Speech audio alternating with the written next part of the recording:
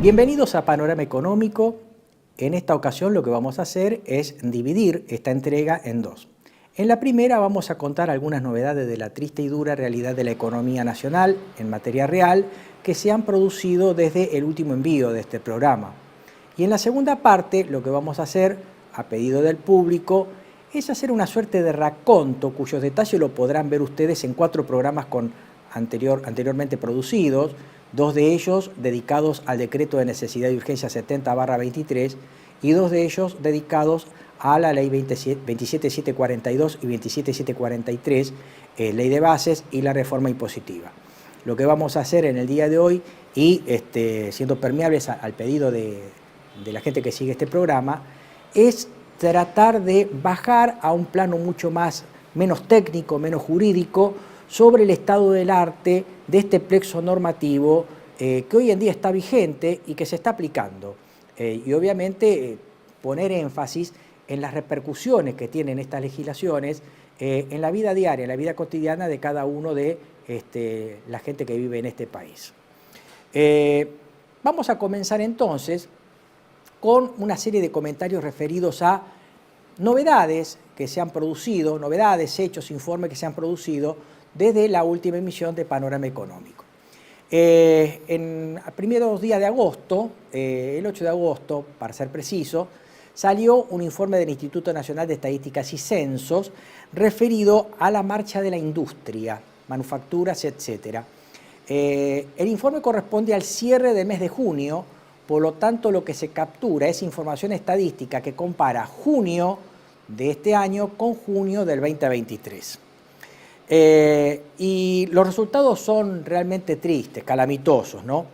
Se ha verificado la peor caída de la actividad industrial desde la salida de la pandemia.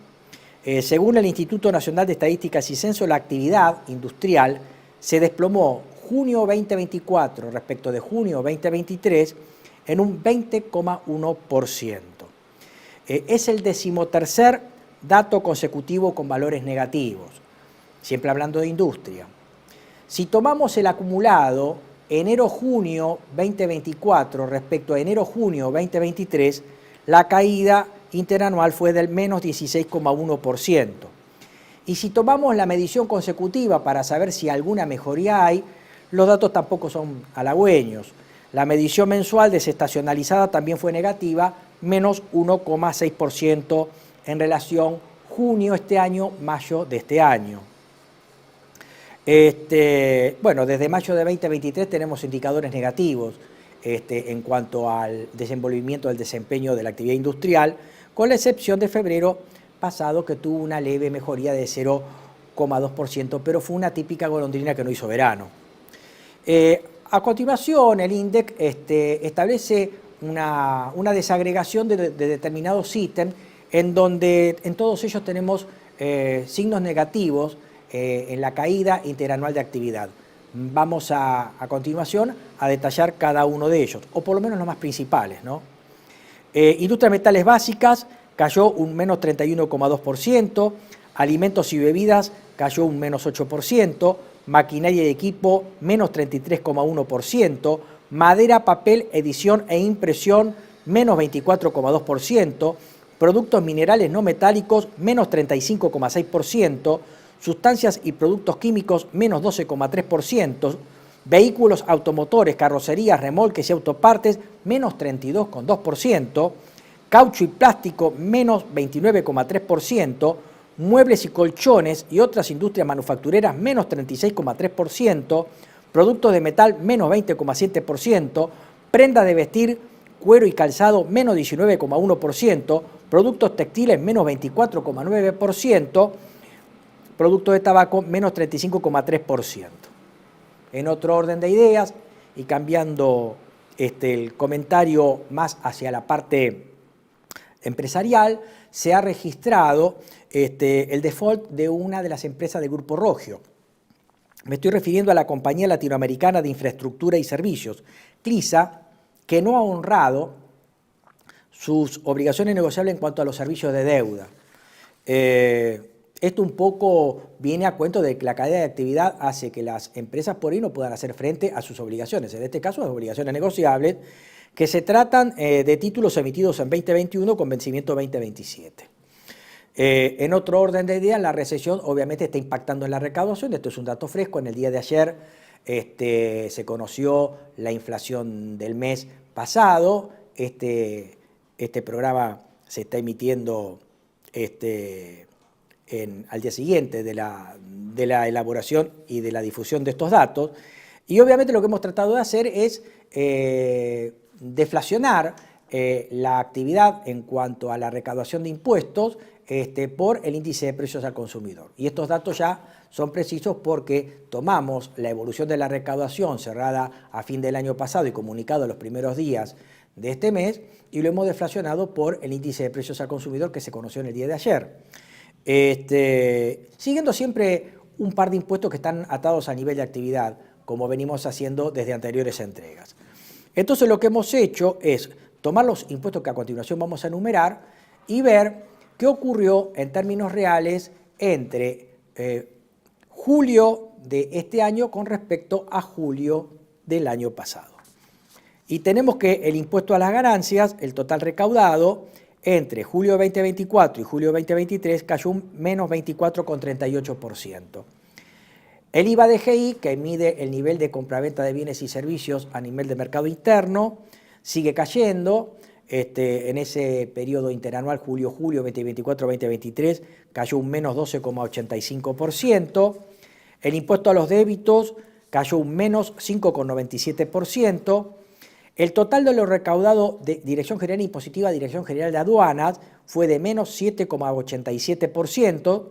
También se registra una caída de lo recaudado por el sistema de seguridad social. Estamos hablando del aporte que se hace al sistema de seguridad social de los trabajadores. Cayó un menos 9,19%. Y el total recaudado tributario, DGI, DGA y sistema de seguridad social, cayó un menos 8,23%. Actualizamos estos datos, todos los mismos son negativos, lo que implica que esta depresión económica continúa. Y como decíamos, se conoció el índice de precios al consumidor para el mes de julio. Arrojó que en el mes de julio la inflación fue del 4% en el mes pasado. La interanual, si tomamos julio de este año con julio del año pasado, está en 263,4% y la inflación acumulada enero-julio de este año respecto de enero-julio del año pasado está en el 87% y lo que hicimos es una proyección que básicamente consiste en tomar la inflación acumulada hasta el mes de julio, o sea, de enero a julio, el 87%, y proyectar una ficticia, moderada inflación del 4% de acá lo que resta del año. Y si la inflación se comporta de este modo, un 4% anual para agosto hasta diciembre, en forma acumulativa, tendríamos una inflación proyectada de enero a diciembre de este año del 128%. Les recuerdo que este cálculo es modesto, es a favor de esta gestión, suponiendo que la inflación se va a comportar en un 4% de acá a final del año, cosa que yo estimo no debería ser así, sobre la base de lo que dijimos en el programa anterior y seguramente sobre lo cual vamos a ampliar a medida que vaya pasando el tiempo y vengan las futuras entregas de este programa. Les recuerdo que más o menos yo entiendo que la inflación anual de este año por IPC va a andar entre el 140 y el 200%. Todo depende de lo que pase de acá desde agosto a diciembre. Otro hecho y otro dato también luctuoso es la cuestión de pobreza. Tenemos que el 14 de agosto se conoció un informe de UNICEF en el cual detalla que 1 millón de chicos en Argentina se va a dormir sin cenar y más de 1,5 millones de chicos se saltea al menos una comida. Estos son los datos de la 8ª encuesta que hace este organismo para este país. Más de 7 millones de chicos viven en la pobreza monetaria y el aumento de precios y el estancamiento económico, yo diría estancamiento es recesión o depresión, con pérdida de ingresos en términos reales y absolutos por la falta de trabajo, son los causantes de esta situación, que ya venía grabada de antes, pero este plan económico o estas medidas económicas, este modelo económico, se encargan de profundizar aún más. Después tenemos que en los primeros días de agosto se registró el tercer envío de oro. Recuerdo que habían habido otros 2 envíos anteriores, el 7 de junio y el 28 de junio. Creo que el 6 se produjo un tercer envío de oro, y reiteramos que no sabemos bien a dónde va este oro, pero mencionamos 2 cuestiones que vale la pena reiterar.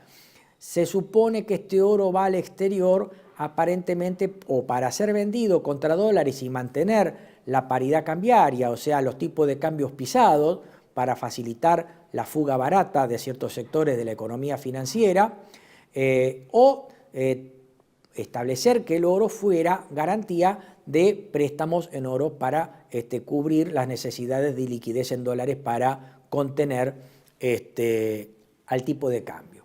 Les recuerdo que este gobierno lo que está tratando de hacer es una medida bastante discutible de tomar los dólares que se liquidan por exportaciones y darse vuelta y venderlos en el contado con liquidación, que es una forma de financiar la fuga, y mantener los tipos de cambios muy por debajo de los 1.400 pesos por dólar en promedio. Cosa que lo está logrando, pero ya le digo, esto es un veranito, esto está generando una suerte de abaratamiento de fuga para aquellos sectores que tempranamente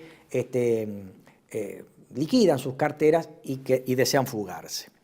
Obviamente esto, dijimos, es muy poco consistente porque por un lado está generando un incremento del riesgo país, lo cual va a generar un grave problema para nuestro país cuando tenga que hacer frente o renegociar o novar créditos que ha tomado tanto en pesos como en dólares, porque el riesgo país es alto y eso se traduce en una mayor tasa de interés por la que hay que pagar. Y del mismo modo también esto deja vulnerable al Banco Central por la escasa acumulación de reservas frente a los vencimientos que se vienen, y lo hacen también muy sensible y vulnerable a una eventual corrida cambiaria. Cuando estamos hablando de que el Banco Central está tratando de tomar dólares para pisar los tipos de cambio principalmente del MEP, contado con liquidación, Blue, evidentemente está tratando de liquidar reservas. Y esto así lo ha reflejado un reciente informe de COGOU, de una prestigiosa economista, Marina Dalpolletto, que da cuenta a través de su consultora que el gobierno ya destinó 12.400 millones de dólares para intervenir el mercado cambiario, o sea, para abaratar la fuga de los sectores que están deshaciendo carteras y se están haciendo de dólares para irse, superando los 2.766 millones de dólares que utilizó Guzmán con el mismo propósito, el ministro Guzmán de la administración anterior de Alberto Fernández. Y también ha superado con largueza los 7.619 millones de dólares que utilizó el ministro de Economía Marza también de la anterior gestión. Claro que todo esto aparece muy disimulado ante los problemas de alcoba del expresidente y su esposa o consorte.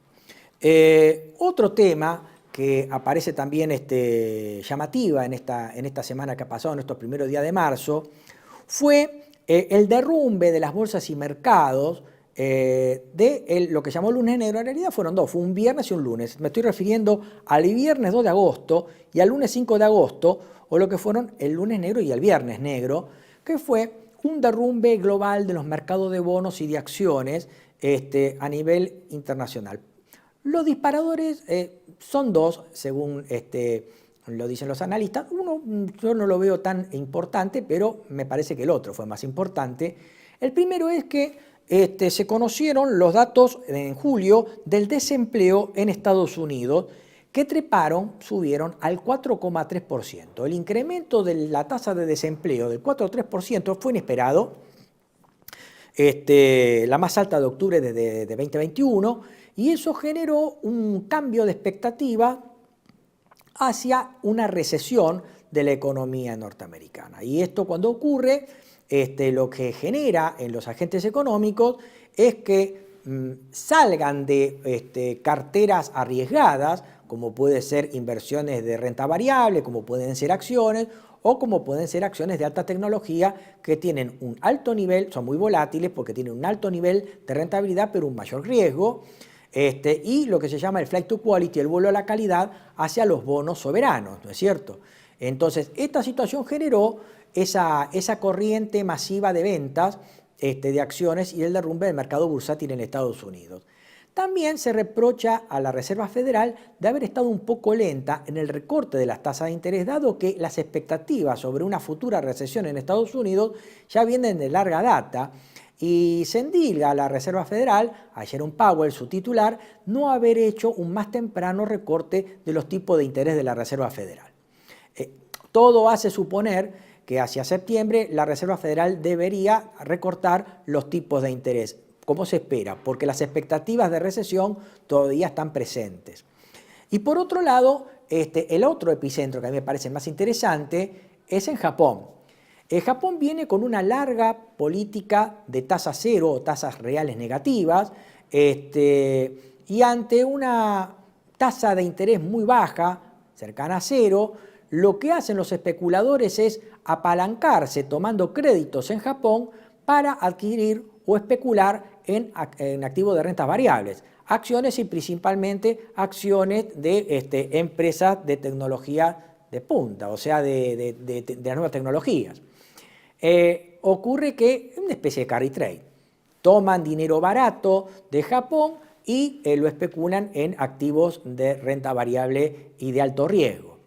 Ocurre que el Banco Central de Japón decidió, como una preventiva medida antiinflacionaria y también de un modo inesperado en los mercados, fue elevar los tipos de interés, lo que generó dos cosas: un quiebre de expectativa respecto de esta tasa de interés, que era baja y se presumía que iba a seguir siendo baja, pero habida cuenta el incremento que hace el Banco Central de Japón, provocó el cierre de esta posición especulativa, el desarme de los carry trade, y se generó una abrupta venta de estos activos de riesgo, lo cual también generó un mayor hundimiento de los mercados bursátiles, ¿no es cierto? O sea, también es una vuelta a la calidad, el flight to quality. Del mismo modo, también como los tipos de interés se incrementaron en Japón, esto también hacía presagiar una revaluación del yen, que de hecho ocurrió. Y la revaluación del yen iba a generar, de hecho, una pérdida de competitividad de las empresas japonesas con mercados de exportación. Entonces también hizo caer las acciones en Japón, referido principalmente a las empresas que estaban vinculadas con el comercio de exportación, que casi son todas, ¿no? Producto de la revaluación y la apreciación del yen. Esta corrida cambiaria y de el derrumbe de los activos en los mercados internacionales, les reitero, tuvieron epicentro el viernes 2 y el lunes 5 de agosto. Luego el mercado rebotó y hasta el momento no tenemos grandes novedades, pero eso sí, hay una gran expectativa a nivel internacional y un fuerte escepticismo sobre una próxima recesión a nivel internacional. Más allá de los recortes que se esperan de los tipos de interés de la Reserva Federal para septiembre. Obviamente también esto lo podemos advertir a partir del manejo que están teniendo los grandes magnates de la especulación global. Por ejemplo, Warren Buffett ha comenzado a liquidar una serie de activos de riesgo y se ha quedado muy líquido. Del mismo modo también podemos ver el pseudo empresario argentino también ha vendido buena parte de activos riesgosos, el señor Galperín, y aparentemente está bastante líquido. Y bueno, cuando uno se pone líquido en estas épocas, generalmente uno puede presagiar de que esa liquidez podría ir a inversiones más seguras o también el dar el salto a la calidad, el flight to quality, ¿no es cierto? Inversiones más seguras, aunque de menores rentas.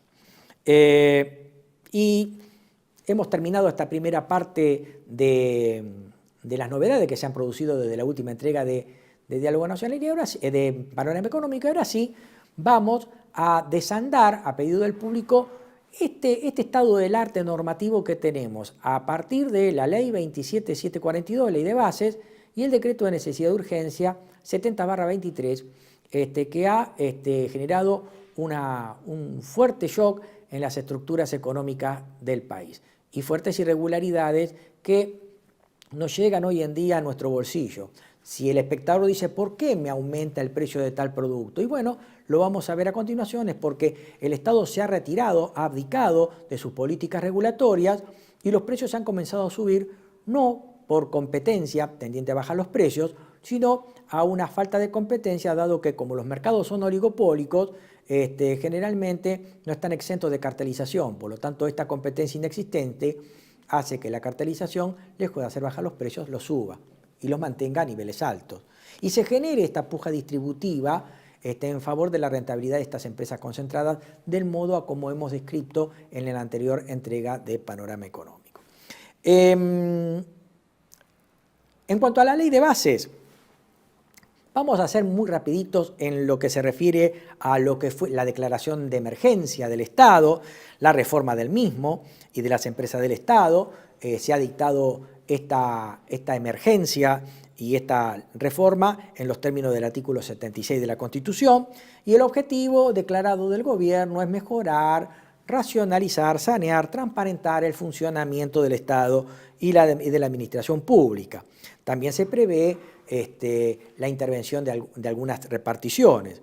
Lo que sí ha quedado firme, y ahí ya vamos al primer flyer, son las empresas sujetas a privatización, que a continuación las proyectamos: Aerolíneas Argentinas, Energía Argentina Sociedad Anónima, Radio y Televisión Argentina Sociedad del Estado, Intercargo, Agua y Saneamientos Argentinos, Correo Oficial de la República Argentina, Belgrano Cargas y Logística, Sociedad Operadora Ferroviaria, Sociedad del Estado, Corredores Viales, Sociedad Anónima, y también sujetas a privatización en los términos de los programas de propiedad participada a las empresas Nucleoeléctrica Argentina, Sociedad Anónima, NASA, y Yacimientos Carboníferos del Río Turbio, son estas dos empresas sujetas a PPP. Después lo vamos a ver con mucha rapidez. Cualquier cosa que usted quiera ampliar o detallar, tenemos, les reitero, esos 4 programas de Panorama Económico que hicimos, 2 dedicados a la ley de base y 2 dedicados al decreto de necesidad de urgencia 70/23. En cuanto a la flexibilización del empleo público, el empleo público está sujeto a la reestructuración del Estado. Por lo tanto, lo que se prevé es que aquellos agentes del Estado que hayan quedado al margen o sin trabajo, luego de la reestructuración de algunas empresas del Estado, principalmente áreas de la administración pública, van a quedar a disponibilidad por 12 meses, interín. Se prevé capacitación para ese empleado y del desarrollo de tareas en servicios tercerizados del mismo. Y si no se regulariza, quedará fuera de la administración y se le dará una indemnización compatible o semejante a la que prevé el artículo 245 de la Ley de Contrato de Trabajo. En cuanto a la flexibilización en el sector privado, voy a ser breve. Entre otras, tenemos la derogación de la Ley 14.546, régimen del viajante de comercio, ha quedado derogado. La eliminación de las multas establecidas por 24.013, Ley 25.345, Ley 26.844, Ley 25.323. Y estas multas se referían a defectos en la registración del trabajador ante su empleador, ¿no es cierto? O directamente, o no registración o un defecto en el registro, que hacía que cuando el trabajador fuera despedido podía pedir en un juicio una mayor indemnización producto de la aplicación de estas multas. Bueno, estas fueron derogadas y lo que sí tenemos es que ya tenemos la primera jurisprudencia del Foro Laboral en donde en un trabajador del agro se le liquidó la indemnización ordinaria por cese laboral sin contemplar estas multas. O sea, ya tenemos la aplicación de este mecanismo. Y obviamente acá tenemos un defecto porque mientras por un lado se eliminan las multas, la ley no prevé el refuerzo de la policía laboral, o sea, del control por parte del Estado que propenda a que el trabajador esté correctamente registrado y con las remuneraciones correspondientes, ¿no? Y obviamente también el pago de los aportes al sistema de seguridad social. La ley solamente comprende el traslado de esto a la AFIP para que determine la obligación del empleador y nada más. Por lo tanto, tenemos la quita de multa, pero sin el reforzamiento de la policía laboral. Y simplemente una noticia a la AFIP para que proceda a la determinación de la obligación laboral que se encontraba pendiente por parte del empleador, que por ahí o no registró o registró defectuosamente la relación laboral con su empleado. En el trabajo agrario también se contemplan normas de precarización laboral, se elimina la prohibición de operar a empresas de servicios para la provisión de trabajadores temporarios. O sea, ahora pueden estas empresas constituirse y operar como para la provisión de trabajo temporario. O sea, es una forma más de flexibilizar a la fuerza laboral. Les reitero que se amplió el periodo de prueba para los trabajadores con empleo por tiempo indeterminado de 3 a 6 meses. Pero lo que es peor, esto encierra una mayor precarización laboral por cuanto la ley establece un mínimo de extensión del periodo de prueba de 3 a 6 meses. Sin embargo, dice que las convenciones colectivas de trabajo que se firmen podrán ampliar este plazo. Y fíjense que esta precarización laboral opera para el trabajador que trabaje en empresas chicas, porque dice que este periodo de prueba puede ampliarse por la convención colectiva de trabajo hasta 1 año en empresas de hasta 5 trabajadores o hasta 8 meses en las empresas de 6 y hasta 100 trabajadores. Ahí tenemos un ítem más que contribuye a los contratos basuras o precarización laboral. También tenemos el tema del fondo de cese. Dice que la convención colectiva de trabajo puede sustituir la indemnización ordinaria del artículo 245 de la Ley de Contratos de Trabajo por un fondo o sistema de cese laboral y los empleadores a tal efecto podrán optar por contratar un sistema privado a su costo a fin de solventar la indemnización. Acá tenemos trabajo para los bancos o un negocio para los bancos. Después, acá tenemos otro ítem que contribuye a una mayor precarización laboral, que es la figura del trabajador independiente con colaboradores, en donde se permite al trabajador relacionarse con 5 trabajadores independientes, lo cual esto encubre una relación de dependencia que realmente generará un uso abusivo de este instituto, porque yo tranquilamente puedo ser una pyme que tiene 15 trabajadores, hago 3 empresas y bajo esta modalidad contrato hasta 5 trabajadores independientes. O sea, fíjense que todo contribuye a que la precarización laboral sea la constante y la regla general del empleo en Argentina. Y acá saltamos sí a lo más duro, a lo más grave de la ley de base, que es lo que se refiere a RIGI y, por ejemplo, al tema de los hidrocarburos.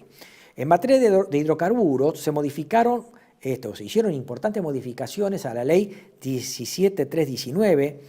Por ejemplo, tenemos que el Poder Ejecutivo Nacional fijará la política nacional sobre hidrocarburos, teniendo como objetivo, fíjense qué raro, en realidad no tendría que ser raro, es anormal, la maximización de la renta obtenida de la explotación de los recursos y satisfacer las necesidades de hidrocarburos del país.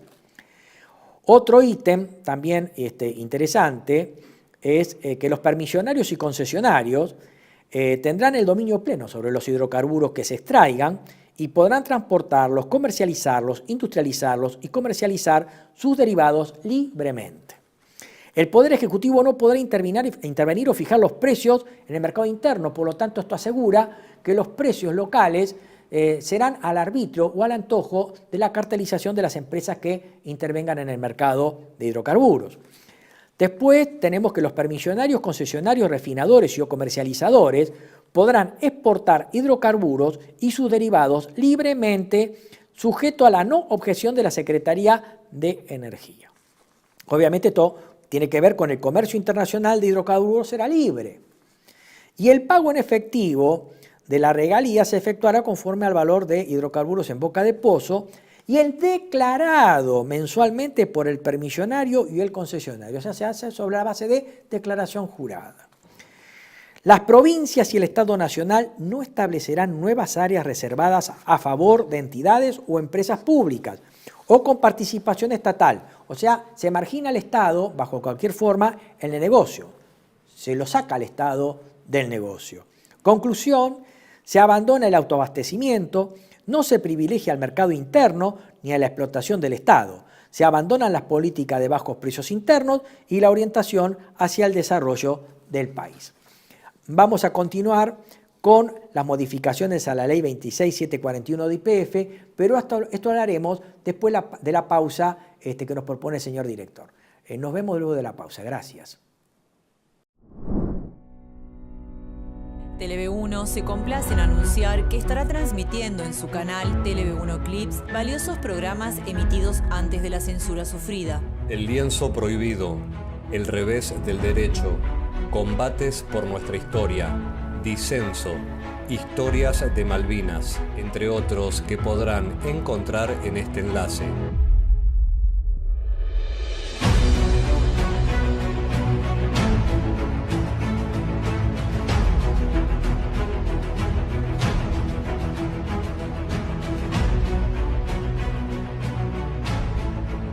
Agradecemos su aprovechamiento y difusión.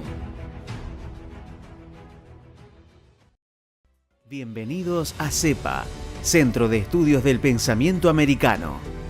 Nuevo sitio web de cursos de formación en política, filosofía, historia, literatura, geopolítica, religión, psicología y más. Cursos de formación que reflejan el verdadero pensamiento americano. Lo invitamos a elegir el curso de su agrado ingresando en www.cepa.la.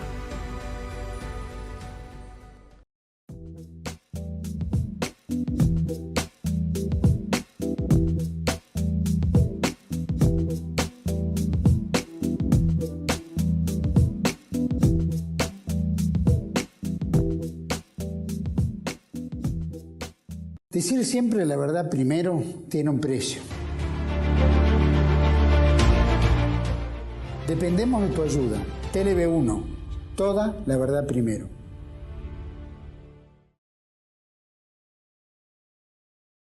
Continuamos con Panorama Económico, analizando el estado del arte del plexo normativo vigente, sancionado a partir del comienzo de esta administración, referido específicamente a la Ley de Bases, Ley 26742, y también el DNU 70/23.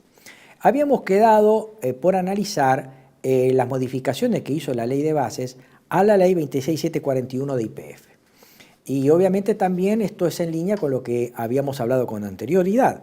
Se abandona el autoabastecimiento, los precios arbitrariamente son establecidos por las empresas, hay libre disponibilidad de los recursos, exportación, fijación del precio interno y etcétera. Bueno, y esto está en línea también con lo que se ha modificado en la ley de YPF. Por lo tanto, a partir de la ley de bases, deja de ser de interés público nacional y como objetivo prioritario de la República Argentina el logro del autoabastecimiento de hidrocarburos, así como la exploración, explotación, industrialización, transporte y comercialización de hidrocarburos a fin de garantizar el desarrollo económico con equidad social, la creación de empleo, el incremento de la competitividad de los diversos sectores económicos y el crecimiento equitativo y sustentable de las políticas y regiones. Por lo tanto, esta política ha quedado de lado por parte de esta administración y de esta ley de bases. Y un capítulo aparte es el disparatado régimen de incentivos a grandes inversiones, RIGI. Vamos a ver ahora el tema de RIGI. Este sistema, o este régimen de promociones prebendario, apunta más que nada, si uno ve el trasfondo de la ley, a una economía de enclave extractiva de productos sin valor agregado y de origen minero, como puede ser gas, litio, cobre, petróleo, gas. Habla de grandes inversiones. Para entrar en este negocio, estas inversiones tienen un mínimo de ingreso de 200 millones de dólares. O sea, se entra con un mínimo de 200 millones de dólares, después tiene un régimen para grandes inversiones de exportación a largo plazo al mercado global, en donde se entra con 1.000 millones de dólares por etapa, ya lo vamos a ver a continuación. Pero acá, las grandes inversiones, estamos hablando de la afectación de actividades que impliquen inversiones a partir de los 200 millones de dólares y en donde llamativamente puede entrar una sociedad anónima unipersonal. Esto es insólito, o sea, una sociedad anónima unipersonal puede entrar a este tipo de inversiones con 200 millones de dólares. Insólito. Respecto de proyectos que posicionen al país como nuevo proveedor a largo plazo, se prevé un tratamiento también especial. Estamos hablando de una inversión mínima, en estos casos, en activos computables por etapa, iguales o superiores a 1.000 millones de dólares, como les venía diciendo, y podrán ser calificados como exportación estratégica a largo plazo por la autoridad de aplicación. O sea, acá tenemos otro ítem en donde tenemos inversiones de más envergadura. Estamos hablando de por etapa activos computables de 1.000 millones de dólares. Este régimen para este tipo de empresas habilita importar y exportar libremente bienes para la construcción, operación y desarrollo de los proyectos. Este régimen en sí, y en prieta síntesis, ahí lo vemos reflejados en el flyer, legaliza un sistema de fuga de divisas, como lo vamos a ver a continuación. No establece o elimina toda limitación a la tenencia de activos externos líquidos o no, impuesta por la normativa cambiaria, hace una gran liberalidad en el manejo cambiario y de divisas.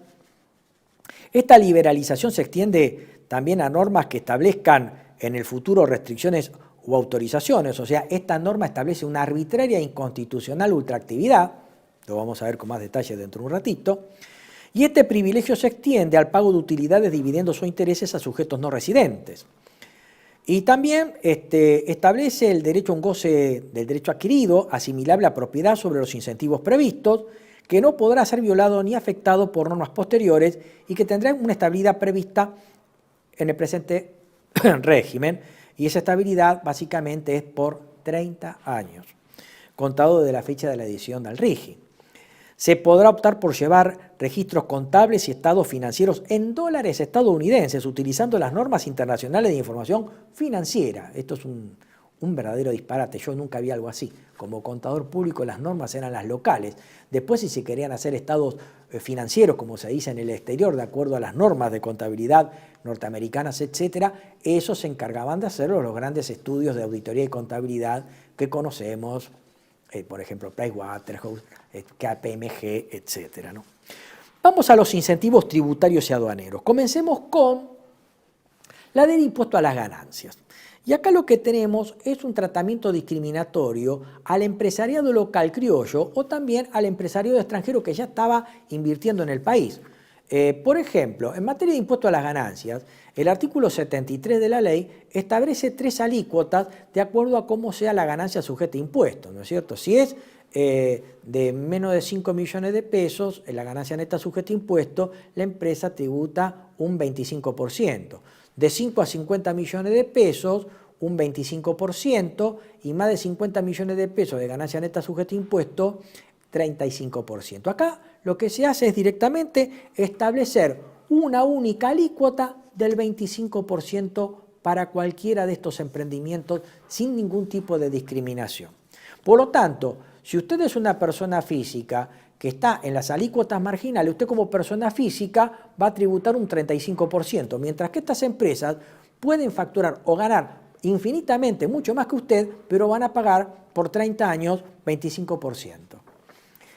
Existe también un sistema de amortización acelerada de los bienes de uso, deducibilidad de las pérdidas por diferencias de cambio referidas a la financiación del proyecto, y acá sí hay también otro tratamiento discriminatorio. Cuando una empresa tiene pérdidas impositivas, acumula lo que se llama el quebranto impositivo, que de acuerdo a la ley, como está vigente para cualquier empresa nacional o extranjera que se encuentre en los términos del régimen general de ganancias o fuera del RIGI, tenía la posibilidad de deducir hasta un límite y hasta 5 ejercicios esa pérdida a cuenta de futuras utilidades. O sea, yo tengo un quebranto impositivo, lo que podía hacer en los siguientes ejercicios, deducir de las ganancias este quebranto hasta un límite. Y con una caducidad de 5 años, después de 5 años, si no pude deducir, los perdía. Bueno, este régimen permite que el quebranto impositivo sea deducible en los años inmediatos siguientes, si hay ganancias, hasta los 5 años. Pero ocurre que si yo tuviera algún remanente, no lo pierdo, sino que lo puedo transferir, más allá de que los quebrantos pueden ser actualizados por el índice de precios internos mayorista.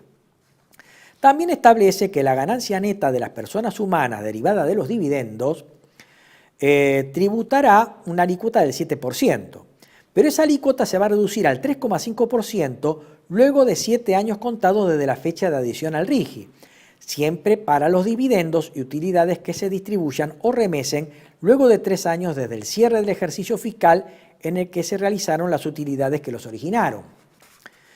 También tenemos, en el caso de ganancias, que los pagos de titulares de proyectos, para el caso de estas exportaciones estratégicas de largo plazo, a beneficiarios del exterior por las locaciones o charter marítimos por los servicios de transporte internacional, se encontrarán exentos del impuesto al valor agregado. Miren qué interesante.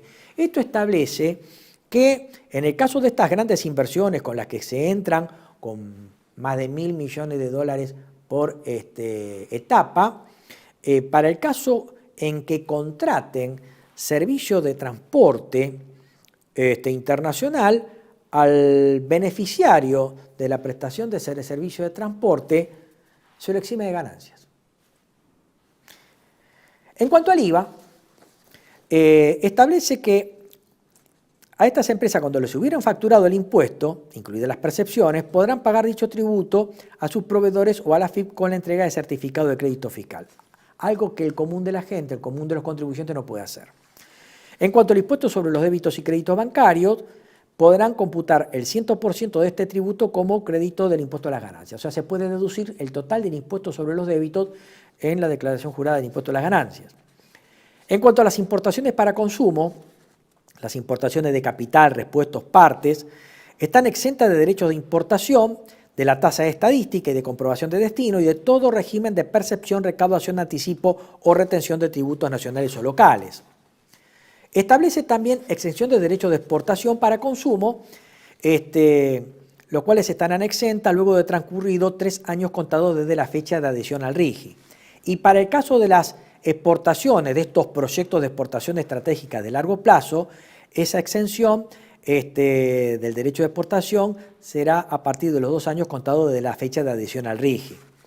Después tenemos que este régimen establece un llamativo, un sorprendente sistema de fuga de divisas. Permite la fuga de divisas. Dice que los cobros de exportaciones, los cobros de exportaciones van a quedar exceptuados de los siguientes porcentajes de la obligación de ingreso o negociación y liquidación en el mercado de cambio. O sea, estos porcentajes que vamos a decir a continuación están exentos de que el exportador pueda ingresarlos en el mercado interno, están en libre disponibilidad, los puede negociar en el exterior o permanecer en el exterior para siempre.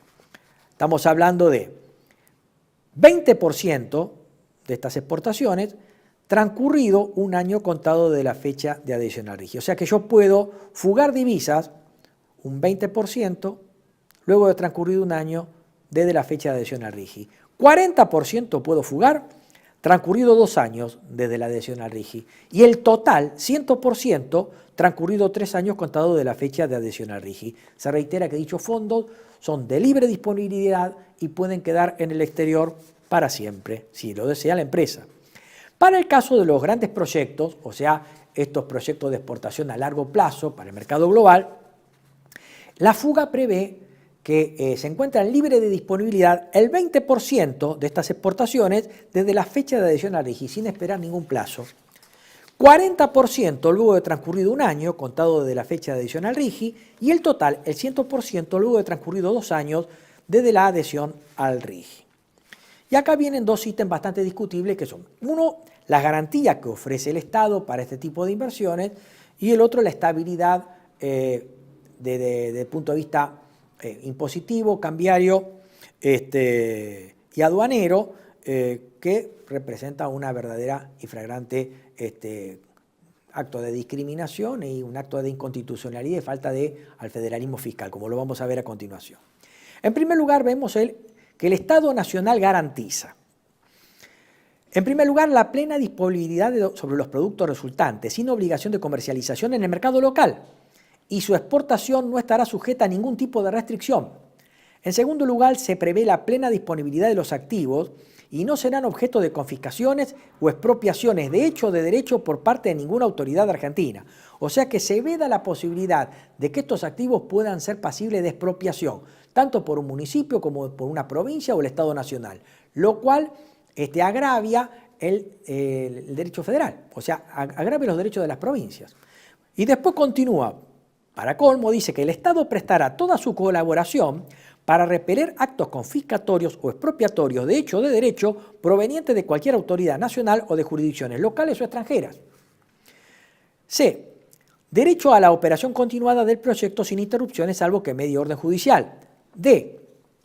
Derecho a pagar utilidades, dividendos e intereses mediante el acceso al mercado de cambios sin restricciones ni conformidad previa del Banco Central. O sea que esto establece la inmunidad por 30 años de que si existe alguna restricción cambiaria, estas empresas quedan totalmente inmunes a esas restricciones o regulaciones. Y por último, el acceso irrestricto a la justicia, que complementa lo que vamos a ver a continuación, que es la estabilidad de estas normas que prevé este régimen.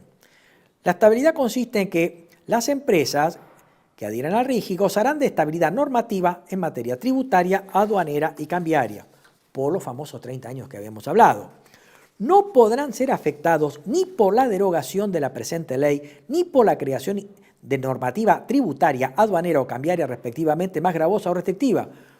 La estabilidad tributaria, aduanera y cambiaria opera para los 30 años siguientes a la fecha de adhesión. O sea que este régimen establece inmunidad fiscal, inmunidad tributaria en materia aduanera, tributaria y cambiaria por 30 años.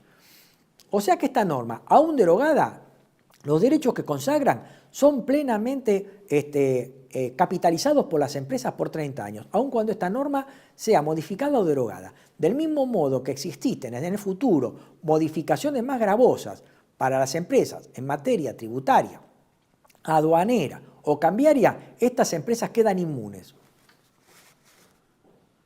En cuanto a los proyectos de explotación a largo plazo, también tienen esta franquicia por 30 años, pero más gravosa, porque como estos proyectos son de largo plazo, puede que las etapas para puesta en funcionamiento de estas inversiones demande 1, 2, 3, 4, 5 años y después comiencen a operar. Bueno, estos 30 años para estas empresas operan a partir de la puesta en marcha de cada etapa, siempre que la primera etapa cumpla con los compromisos mínimos de inversión.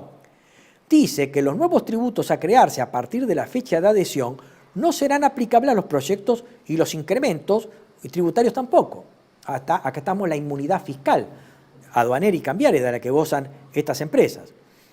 Y obviamente, si existiera alguna reforma tributaria, aduanera o cambiaria que fuera beneficiosa, las empresas pueden usufructuar este beneficio. Dice, esto no se aplicará en los casos en que los proyectos se beneficien con la eliminación de tributos o reducción de alícuotas que pudieran establecerse en el futuro.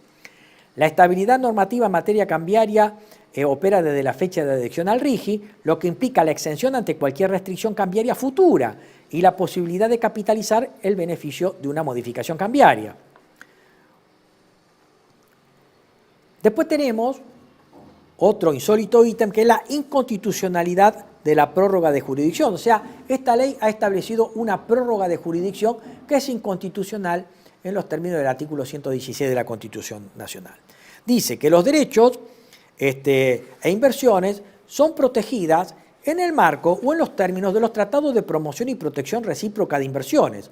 Su afectación podrá dar lugar a la responsabilidad internacional del Estado Nacional, de conformidad con sus disposiciones y sin perjuicio de los remedios previstos en el presente régimen. O sea que el Estado habilita la prórroga de jurisdicción para que la empresa pueda reclamar en tribunales del exterior, por ejemplo en el CIADI o en el circuito de Manhattan, en donde el Estado va como un comerciante común, ¿no es cierto? Esto es inconstitucional a todas luces, viola el artículo 116 de la Constitución Nacional. Después hablamos de la inconstitucionalidad del agravio al derecho provincial y municipal.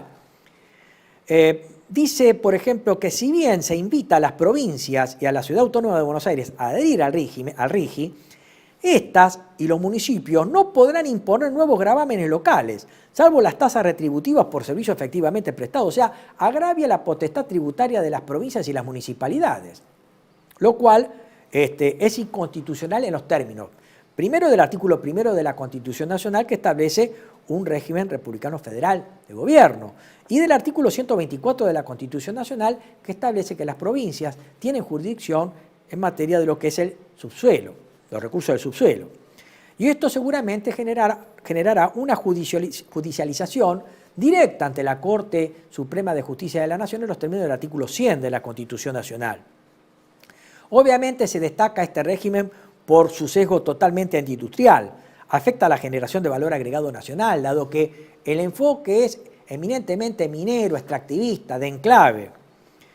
Por ejemplo, no fomenta el compre nacional, lo cual involucra o involucraría a un conjunto de empresas pymes que generarían valor agregado y un proceso por lo menos protoindustrial que no se ve ni se verifica.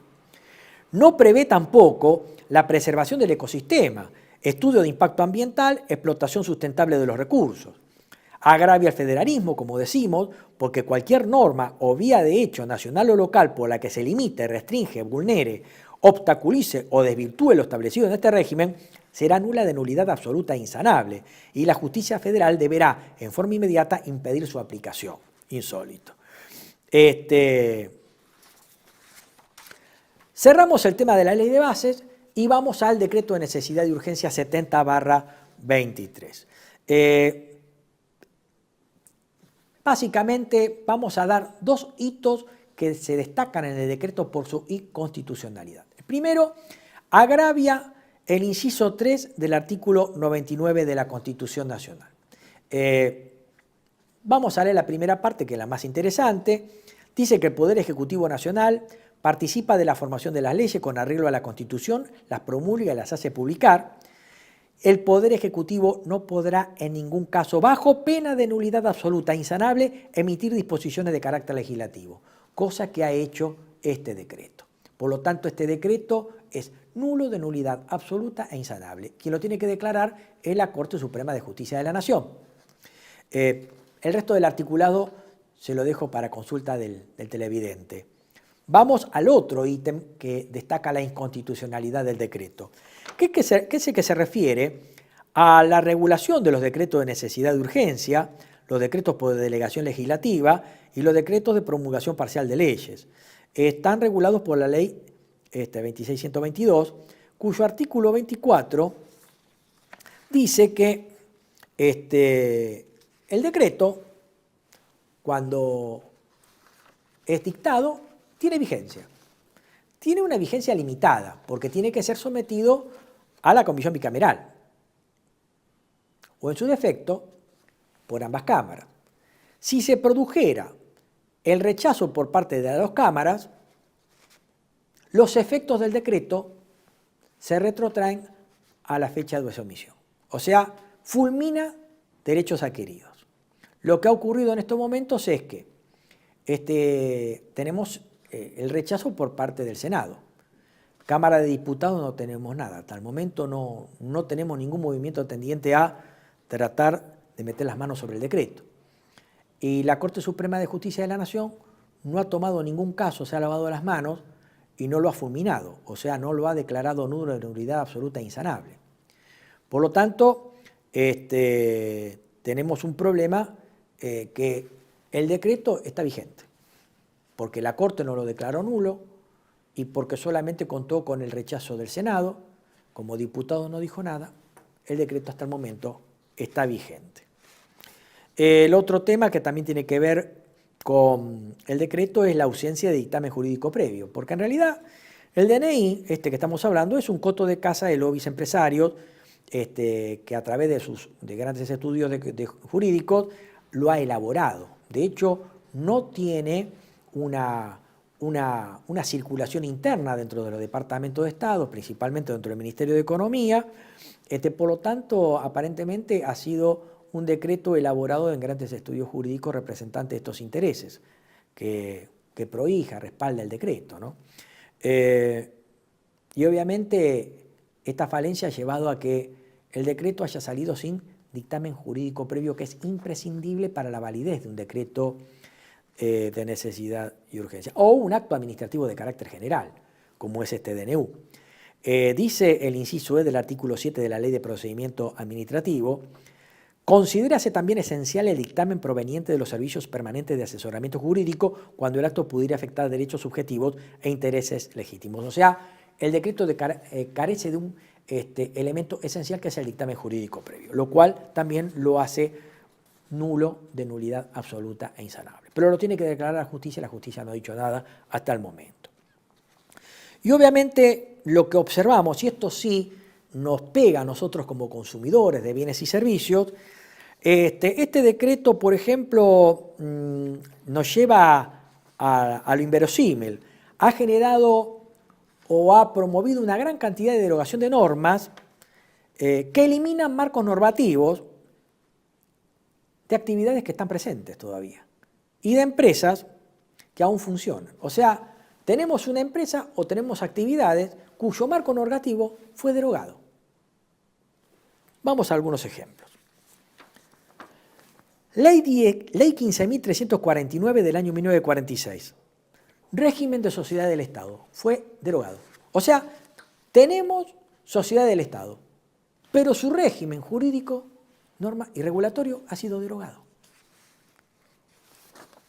Ley 13.653 del año 1949. Régimen y funcionamiento de empresa del Estado. Ha quedado derogado. Sin embargo, tenemos empresa del Estado, pero su régimen regulatorio ha sido derogado. Ley 18.875 de 1971, compra nacional, se eliminó. Compras por parte del Estado Nacional, se eliminó el compra nacional, lo cual era también un incentivo a la industrialización del país a partir de pequeñas y medianas empresas, por ejemplo. Ley 20.705 de 1974, Sociedad del Estado, normas y funciones. Reitero, hay Sociedad del Estado, pero el régimen regulatorio ha sido derogado. Un verdadero disparate. También el Estado abdica de sus facultades regulatorias, lo cual explica el incremento de los precios por cartelización o puja distributiva, como veníamos señalando en anteriores ediciones de Panorama Económico. O sea, esto reporta una verdadera claudicación a la soberanía nacional. Vamos a algunos ejemplos. Ley 26.992 del año 2014 derogó el Observatorio de Precios y Disponibilidad de Insumos, Bienes y Servicios como organismo técnico con el objeto de monitorear precios y disponibilidad de insumos, bienes y servicios prestados en el territorio de la nación. ¿Se dan cuenta por qué las cosas aumentan?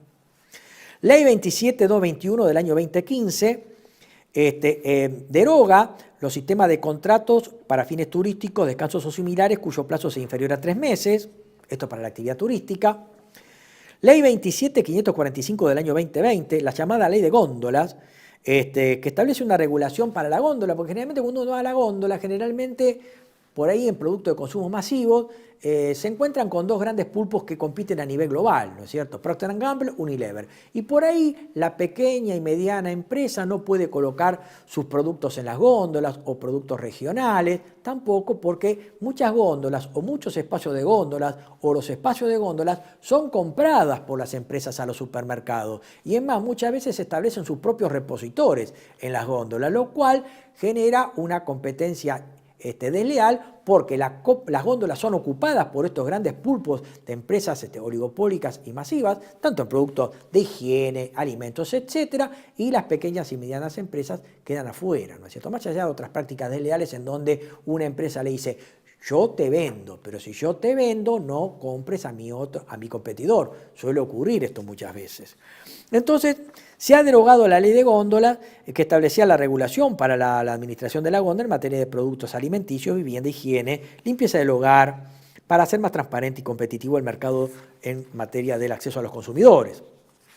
También tenemos la ley 19.227 del año 1971, que promueve y perfecciona una red de mercado mayorista de gravitación regional o nacional. La ley 2680 de 1974, que es la famosa ley de abastecimiento que permite al Estado regular la compraventa de cosas muebles, obras y servicios que se destinen a la sanidad, alimentación, vestimenta, higiene, vivienda, deporte, cultura, transporte, calefacción, refrigeración, esparcimiento, así como cualquier otro bien mueble o servicio que satisfaga directa o indirectamente necesidades comunes o corrientes de la población. se dan cuenta porque las cosas también aumentan. Aumentan por esto. El Estado ha abdicado, se ha retirado de regular los mercados que son concentrados y no competitivos.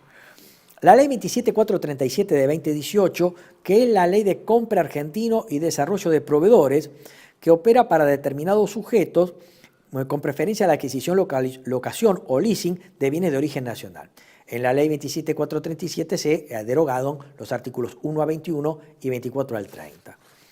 La ley 2657 del año 1974, que se refiere al régimen para la actividad comercial de supermercados. La ley 26737 del año 2011, que es la ley de tierras. O sea, entre ellas se ha derogado la ley, pero principalmente afecta mucho la derogación, no solamente de la ley, sino del artículo 8º, que decía que establece que el 15%, establece en el 15% el límite a toda titularidad de dominio o posesión de tierras rurales en el territorio nacional por parte de extranjeros. Dicho porcentual se computará también sobre el territorio de la provincia, municipio o entidad administrativa equivalente en que esté situado el inmueble rural. O sea que cualquiera puede comprar tierra, sea un chino, sea un ucraniano, sea un chileno, cualquiera puede comprar sin límites tierras en zona rural, en zona límite, sin restricción. Ley 18770 de 1970 establece un régimen de azúcar para consumo en el mercado interno. Ley 18905 del año 1971, Política Nacional Vitivinícola, su reglamentación. Ley 21608 de 1977, Promoción Industrial. Establece regulaciones para la capacidad industrial del país para fortalecer la participación de la empresa privada.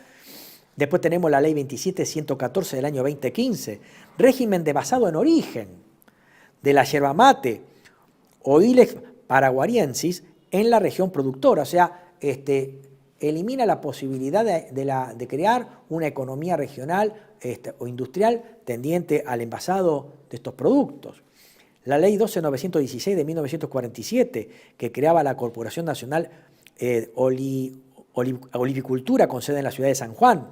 La Ley 19990 de 1972, Industria del algodón, base para la ejecución de una política integral para el algodón, también queda derogada. La Ley 25523 del año 1995, que creó un sistema nacional de comercio minero. La Ley 24695 del año 1996, que creó el Banco Nacional de Información Minera y Equipamiento Humano. Decreto Ley de 12.507 de 1956, que estableció la Política Nacional Aeronáutica. La Ley 18.829 de 1970, Agencias de Viaje.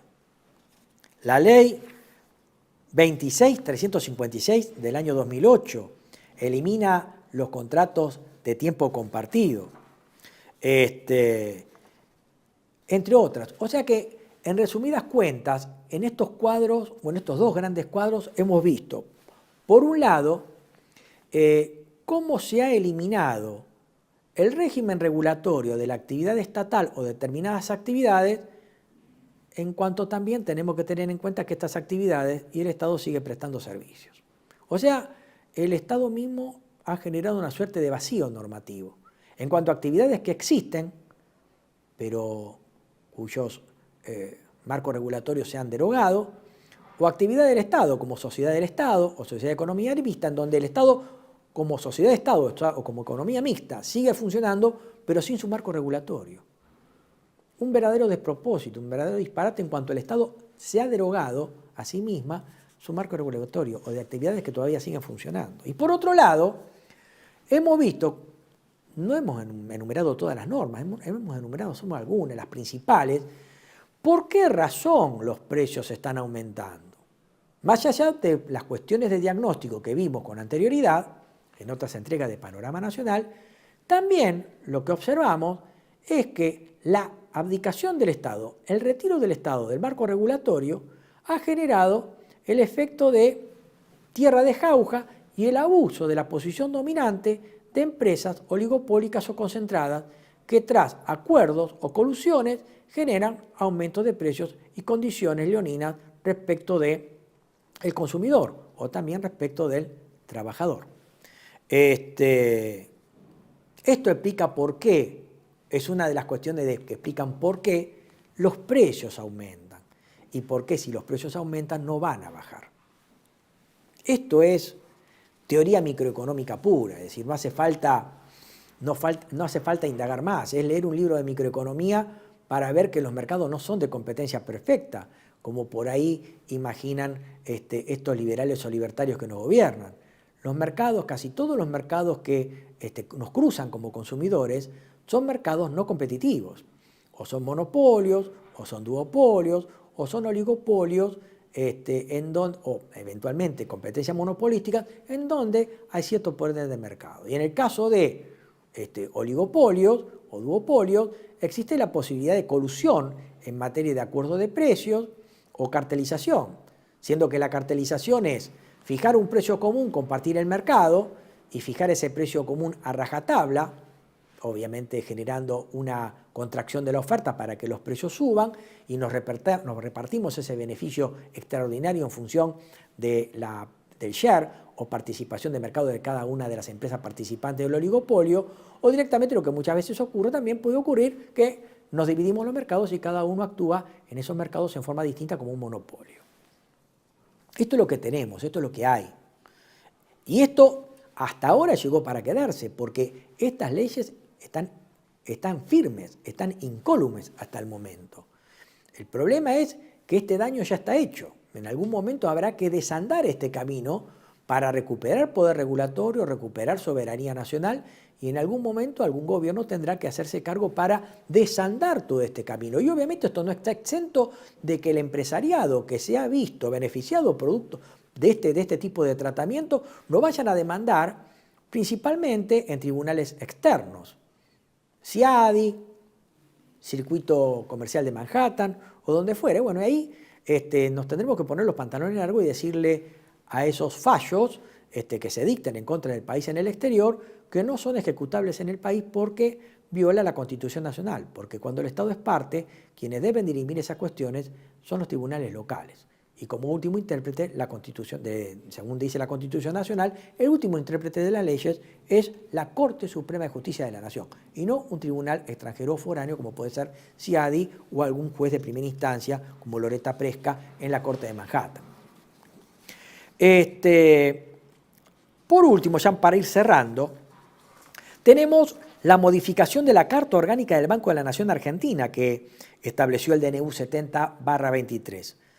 Este decreto modificó la Ley 21.799, que reitero, la Carta Orgánica del Banco de la Nación Argentina, en su artículo 2, que establece lacónicamente que la Nación Argentina deja de garantizar las operaciones del banco.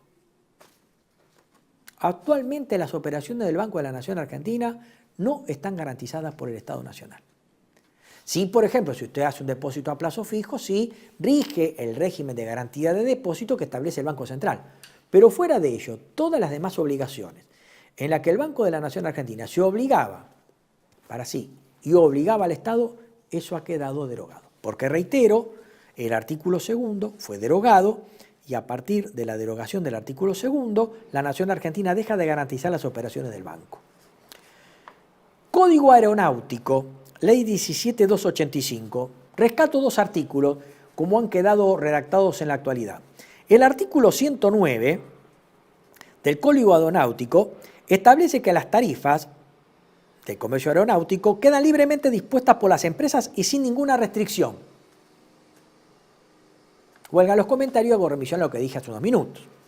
Y el artículo 129 dice que las empresas extranjeras podrán realizar servicios de transporte aéreo internacional conforme a los principios de libertad de mercado y o los acuerdos bilaterales o multilaterales suscritos. O sea, se deja una política que generalmente utilizan sus países para el resguardo o protección de su aerolínea de bandera, que es la política de cielos abiertos.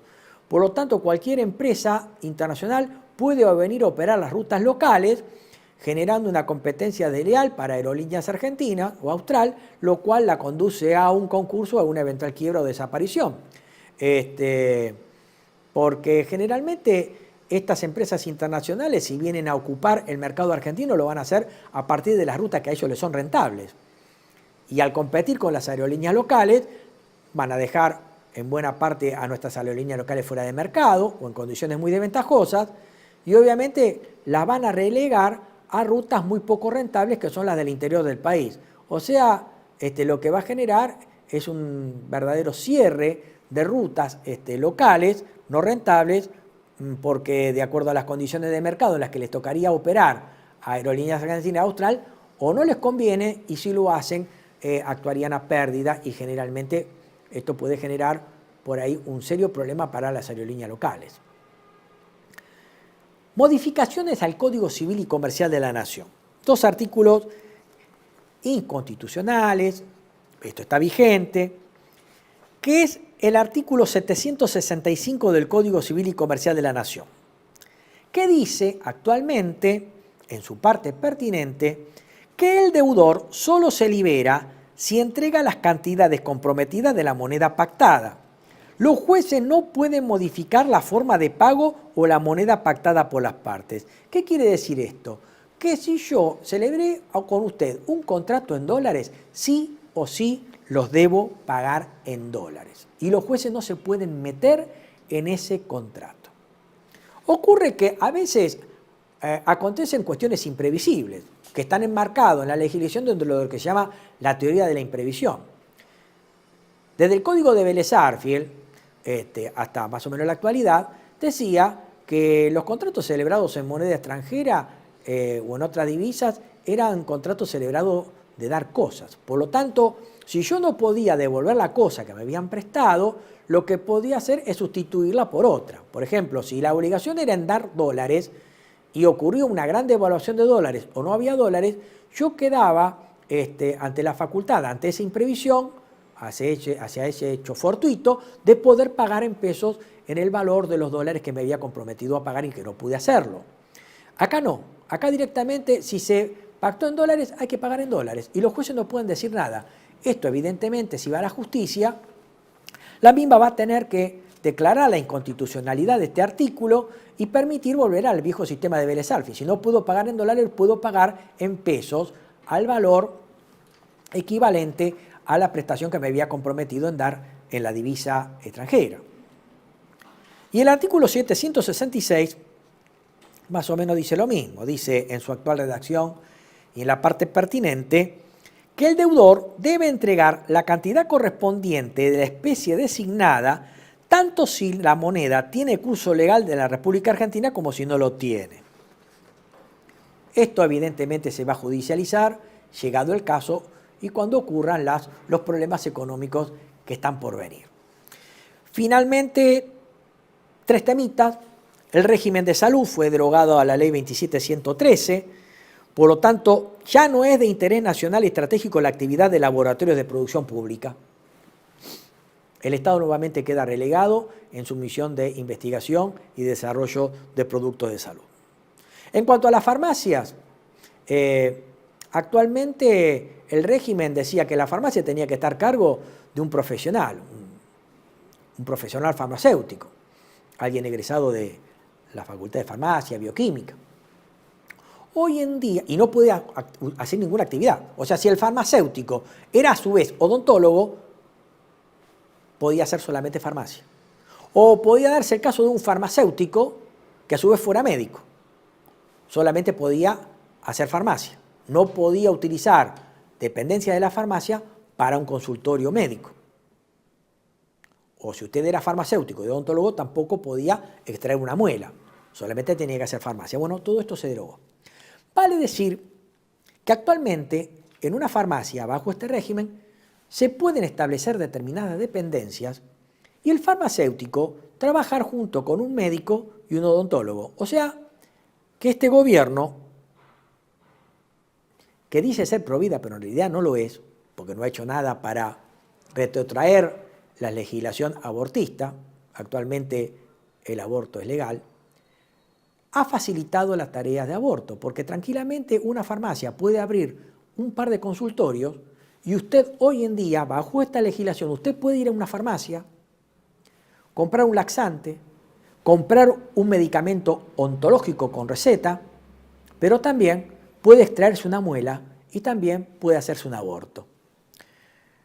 Y finalmente tenemos la ley de deporte, que fue modificada en la ley 20655, que permite la irrupción de sociedades anónimas deportivas para meter dentro del deporte a las sociedades anónimas que seguramente constituirán en operaciones de blanqueo. Ya lamentablemente dentro de lo que son actividades deportivas se ha metido el juego, lo cual augura que a los irregulares campeonatos que organiza la Asociación del Fútbol Argentino desde 1931, en donde siempre ganan las dos grandes mafias del fútbol argentino, también operará también en apuestas tendientes a arreglar resultados deportivos, goles en el primer tiempo, goles en el segundo tiempo y demás cuestiones de dudosa moral y honestidad.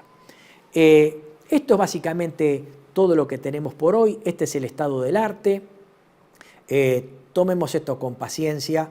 Yo sé que generalmente cuando me toca hablar en este lindo programa, que agradezco a Juan Manuel que nos da este espacio, la gente por ahí no queda optimista. El otro día estaba hablando con un amigo en la puerta de la catedral, pero lo único que puedo transmitirles es esto es lo que hay. Yo tengo la obligación de decirle, mire, esto es lo que está, no es bueno. Pero sí podemos decir que con perseverancia, con resistencia podemos llegar a pasar a la acción, ¿no es cierto? Es una especie de resistir para reconstruir, reasumir soberanía y reasumirnos como un país que alguna vez fue. O por lo menos proyectar un futuro que es promisorio y que está por venir. Porque reitero una vez más, tenemos un país hermoso y otro país hermoso es posible. Simplemente es resistir y comenzar a tener una actividad proactiva en función de ese noble objetivo. Nos vemos en la próxima entrega de Panorama Económico. Los esperamos.